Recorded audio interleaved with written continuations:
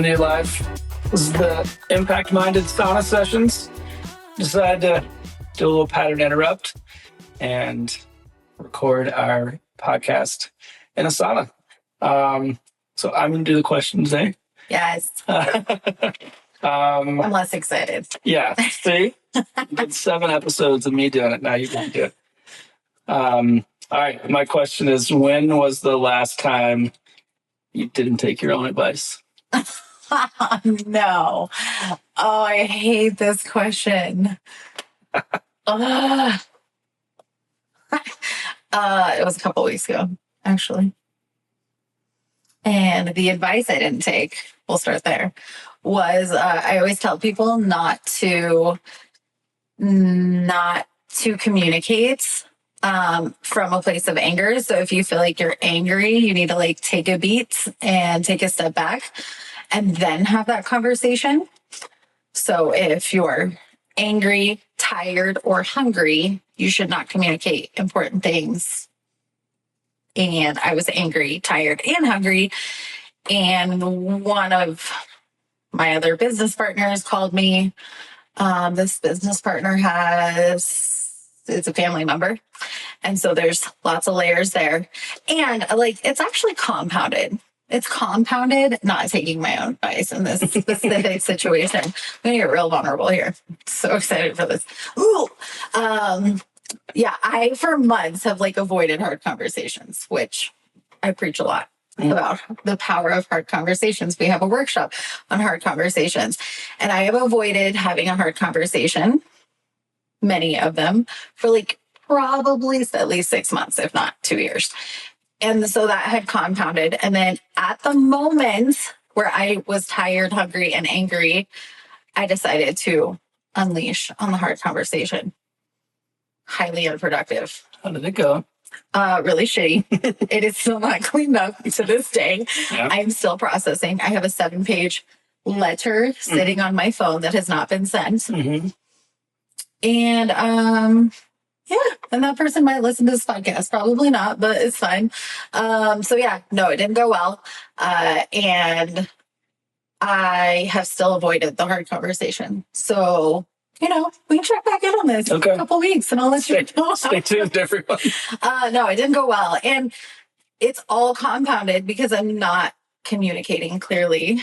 And then I'm mad because I'm not communicating and I'm a victim to my own story, which is what I tell all of you guys and our clients not to do. And that has been... It's hard to see the forest for the trees. Yeah. I think, and that's one thing, that's so much of what where Impact Initiative was birthed from was our own, and from our own challenges and from our own process of building and being leaders. And that very much continues to be a big part of what we do. Is I think that there is this, I know that there's this version of leadership that is people that have risen to the quote unquote top, and they're have sorted it out, and they're talking down to everyone. And then our version is it's we have a lot of experience and we've made a lot of mistakes, but we also are putting this stuff into practice in real time every day in multiple businesses that we're a part of. Yeah. Mm-hmm. And it's really hard. I think that for me that allows me to have a lot of sympathy for the people that we work with. I'm yeah, I get it. It's super fucking hard. It's super hard, and you don't want to have the conversation. When there's a hard conversation to be had, you don't want to have it. You want to avoid it. And there's a lot of story behind that, or we always joke that Impact Initiative came from us fucking it up royally. Mm-hmm. And that's not from us fucking it up. We're still fucking it up royally. Well, you fucked it up. Okay. I'm on fire. Taylor is perfect and never fucks it up. Rarely fucks it up. Yeah. I'm usually the hot mess express, and Taylor's just cruising. Yeah, right. That's what happens. So fun. So yeah, great question, Taylor. Okay, great.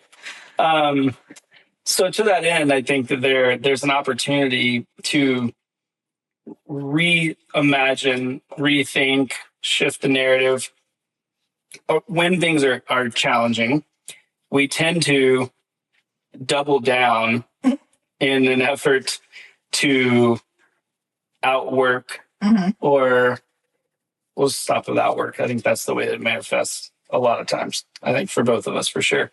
And that's actually one of the reasons we're in the sauna, because it's like, it's a pattern interrupt. So like, instead of continuing to do the same things and expecting different results, it is important to recognize like when you're in these moments, and it doesn't have to be catastrophic. It can be a tough day. It can be challenging conversations with your team. It can be in the middle of a big project. Everybody's under a lot of pressure. Things could still be going well. Doesn't mean that it has to be like a crash and burn moment, but that if we continue to show up and do the same thing and expect different results, as the saying goes, that's the definition of insanity. So the pattern interrupt can be really, really important and really impactful. And one of the ways that we see that expressed most impactfully is in like an offsite or a team retreat.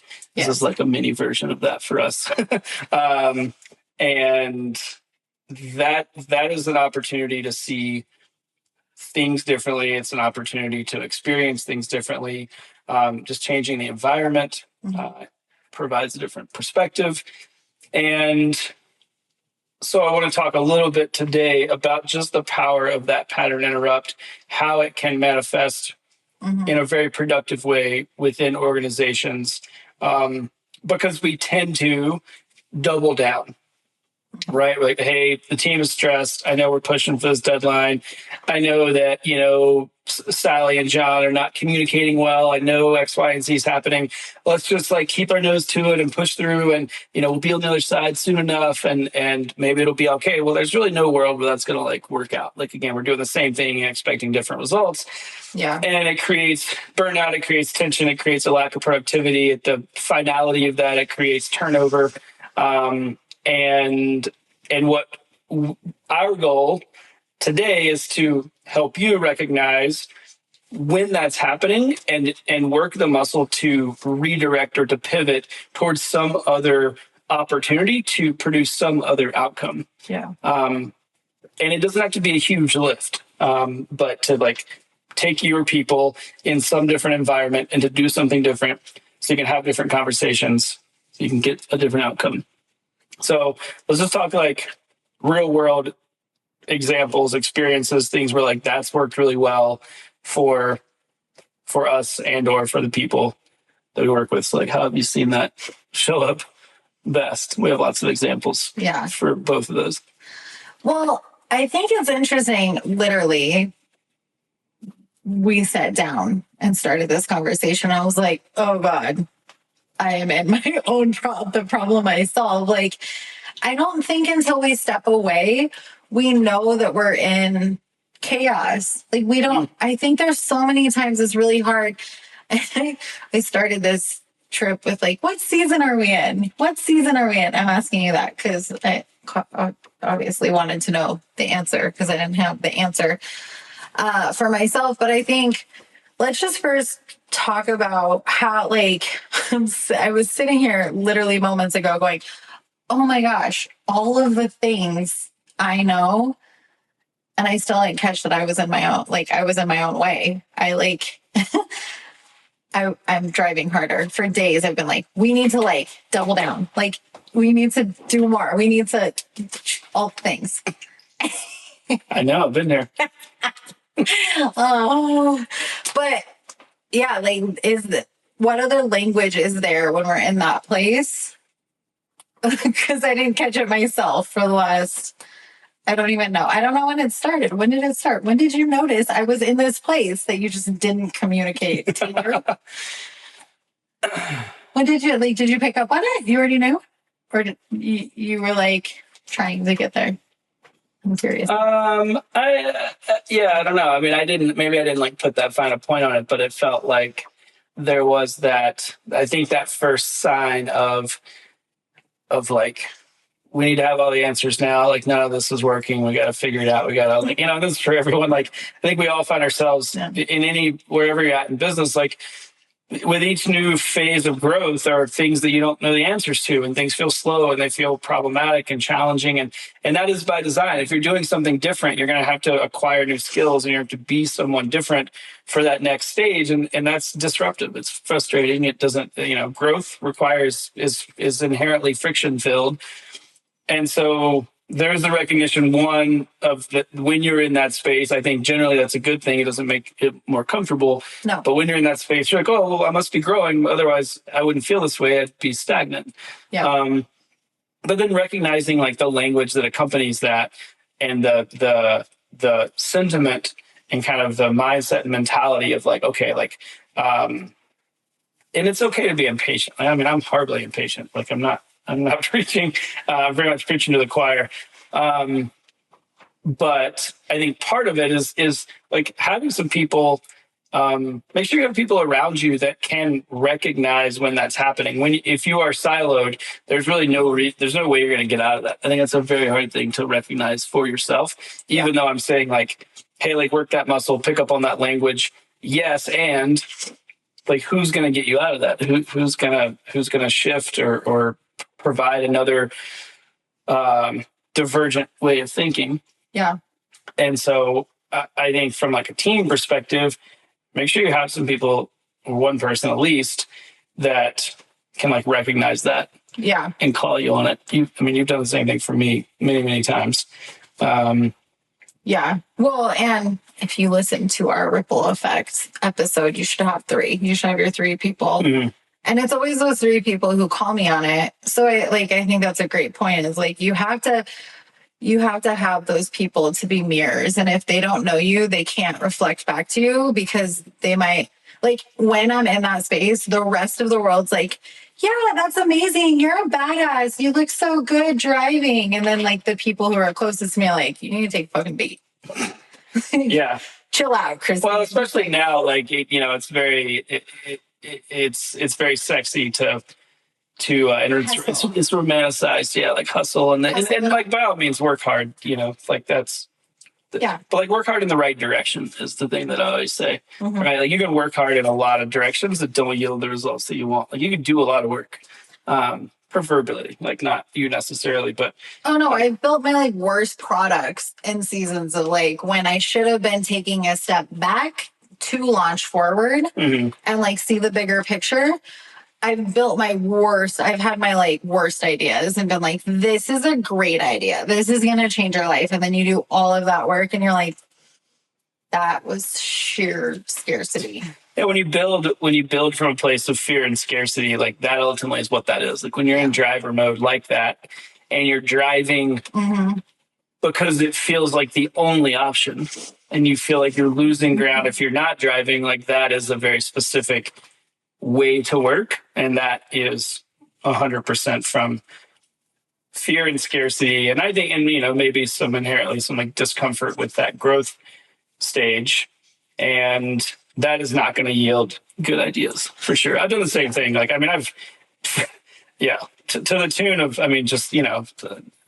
lots of sunk costs and built teams, and it's again, it is a place that is easy to fall into because when you're in that place, like if you don't have someone to check you and you don't step back to recognize what building looks like in a good way, it feels really productive.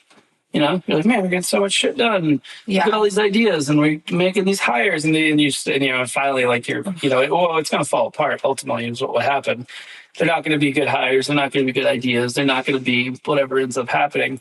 And only then will you recognize that it really wasn't what you thought it would be. We so badly want to be busy, right? Like we've made busy so sexy.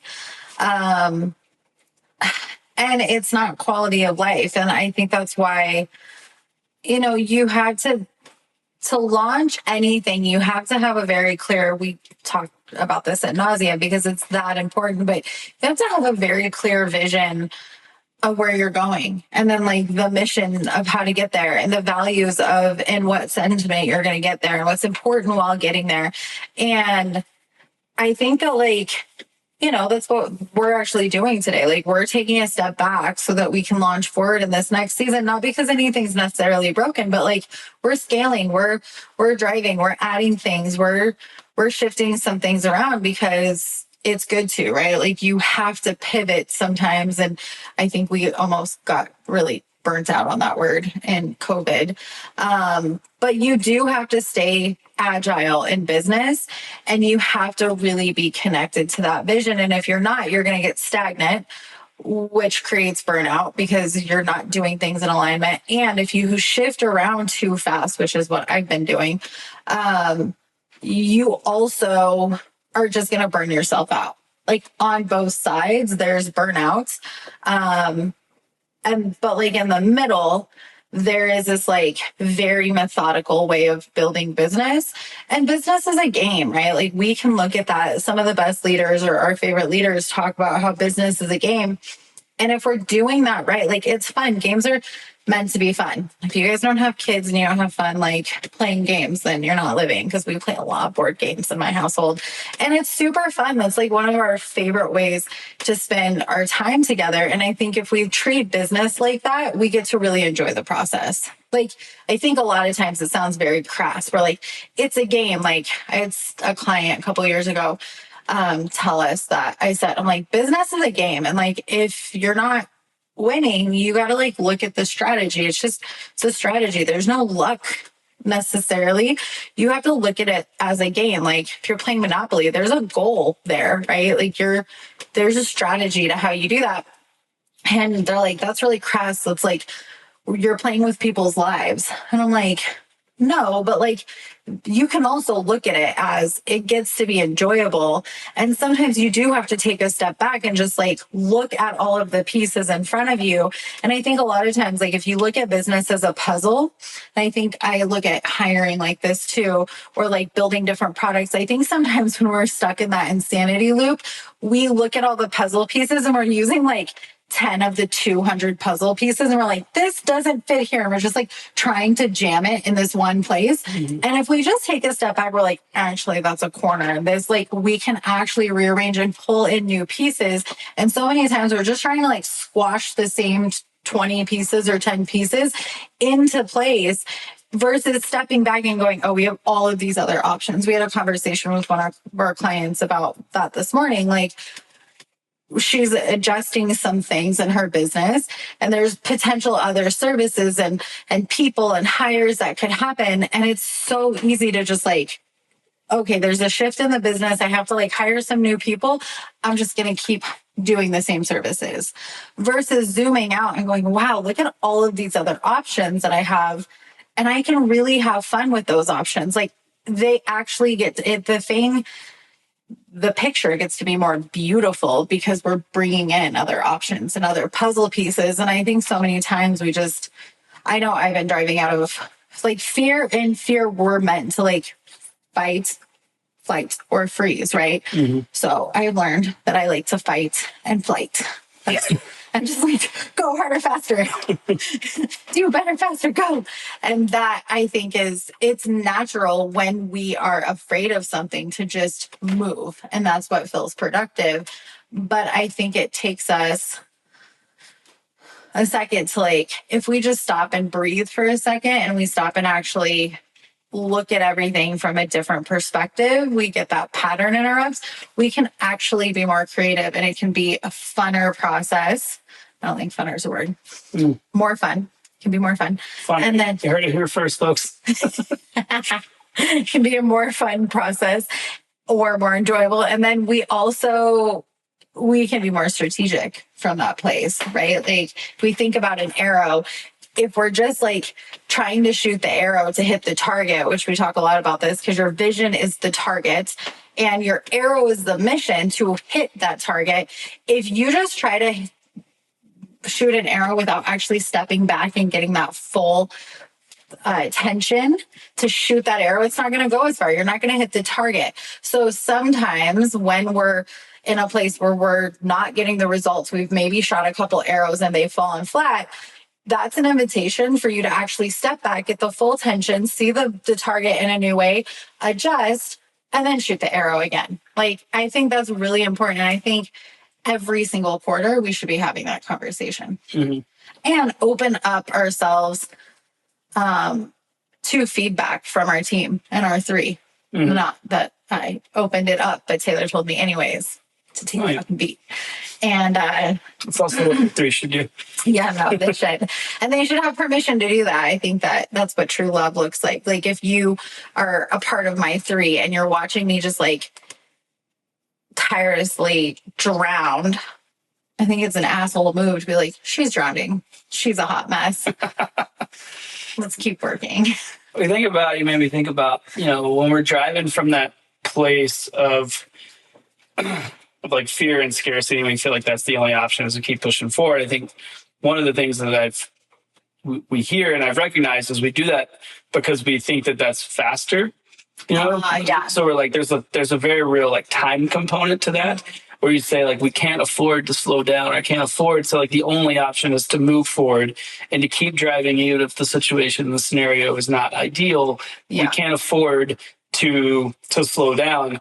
And what we've seen is that like the cost from a time perspective on the other side of that is so much greater than the time that it would require to actually slow down. So to zoom out and to recognize that what it actually costs you, if time is important, which there is a time parameter, like there are timelines and we need to move, and that's totally fine.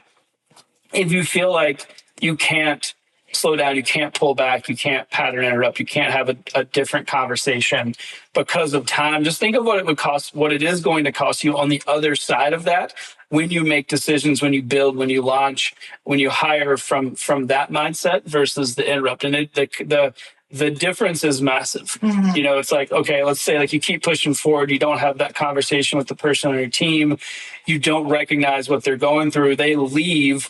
What does it cost you to onboard and bring a new person on to replace them versus that? I mean, in that instance, it could literally be like 10 minutes. Yeah. Right. Or it could be, and we see this with like the, intensives and team retreats and offsites. So like, oh, it's not really a good time. It's not, and that takes 2 days versus the time lost on the other side of that from a product that's launched poorly, that's not in alignment with customer expectations, that's, we don't understand, the team's not communicating well, no one's driving towards the same target. That costs so much more on the other side than the cost of the thing that we think is too high of a price to pay. Yeah. And time is a very real aspect of that. And I think that's one of the things that I've tried to recognize in real time. And again, it's challenging, but like, okay, if I'm feeling this way and I'm like, I can't afford to slow down, like the cost of launching this thing poorly or making a decision out of alignment to do that, to recognize that it's bad, to undo it and redo it is going to cost so much more than just taking a beat. And like, we've been doing that. I mean, I've thought a lot about that with like the sales pipelines for one of our companies. We're okay, like where do our clients come from? What's the repeatable pipeline? Like, how do we fill it? What's the sales process? And I've felt the need oftentimes to like scramble into a thing, and because I want it to work, and we know the product is good, but we're like, okay, what's the, how do we scale this? But I forced myself or like check myself continuously and be like, okay, like it's better to take 3 months to just figure out the best solution for this thing than to invest money and time and energy and scramble into some solution that is probably not right.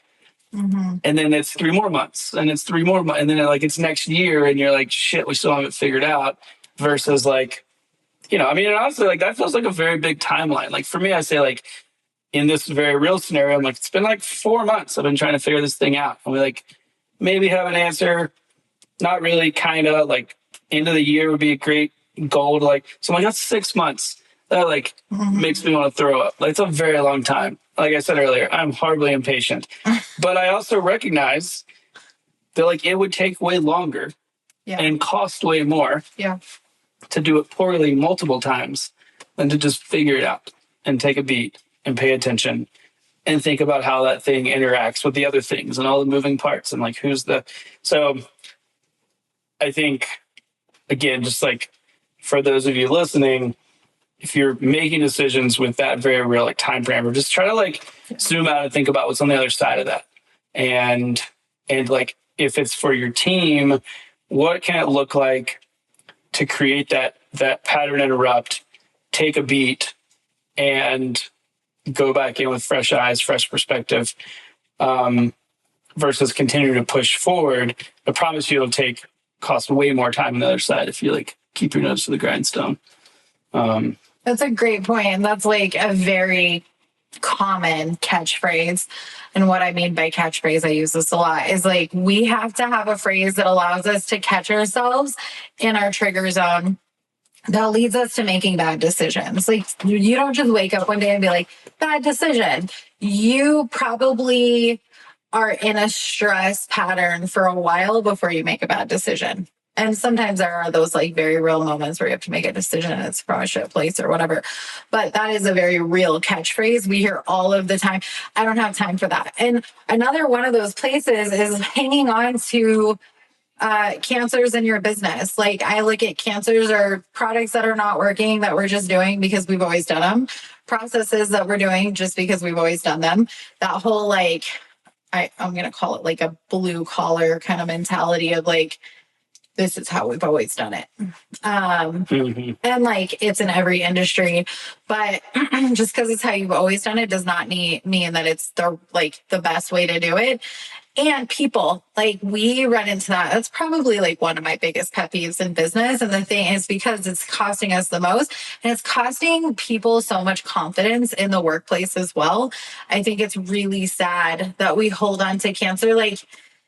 And I'm not saying people are bad. When I say cancer, that doesn't mean somebody is bad, but it just means that it's not right for their business. And so I think so many times we're like, oh, I need that like butt in that seat versus, oh my gosh, that's actually not in alignment. If something's not in alignment in our body, our body's going to actually reject it. Why do we deal with that in our business? If we had cancer in our body, would we not schedule surgery and get it the heck out? Like we would not just be like, I don't have time for that.